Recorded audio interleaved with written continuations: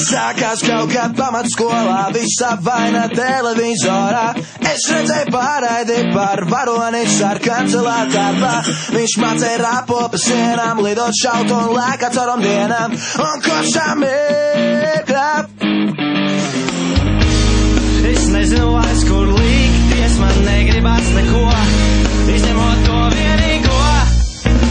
Es gribu būt Spider-Mans, es gribu būt Spider-Mans, un rāpo pa sienām, lidot apkārt caurām dienām. Es gribu būt Spider-Mans.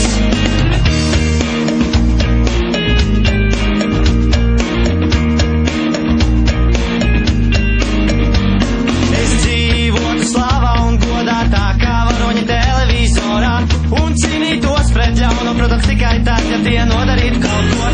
Man būtu meitene blakām ar visām modeles darba dotībām, bet tas tā nav un... Ko?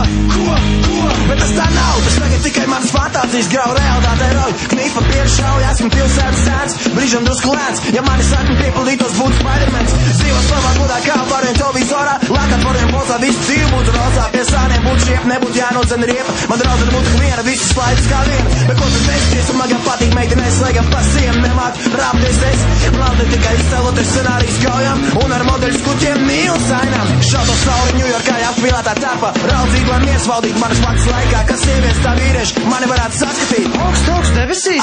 Augsts debesīs, jā! Dzīve tad būtu medus maize nekad, un mūžam nenāktos vairs visu laiku. Darbs, aizmirst par tādu, supervarons gal galā maksāja par tādu. Es gribēju teikt, ka vienši doma nepmat man vienu, es gribēju būt Spider-Mans kaut uz vienu dienu.